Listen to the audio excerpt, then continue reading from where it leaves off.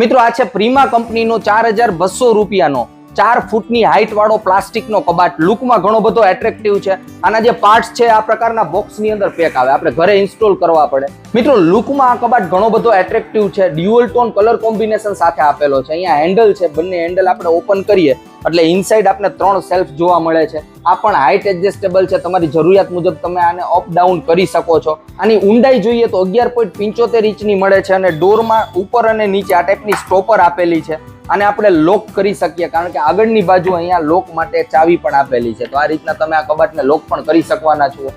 ચારે બાજુનો મિત્રો લુક જોઈએ ને તો આ પ્રકારનો છે. આ સાઈડ લુક છે, સાઈડમાં પણ લુક એટ્રેક્ટિવ લાગવાનો છે. આ બેક લુક છે.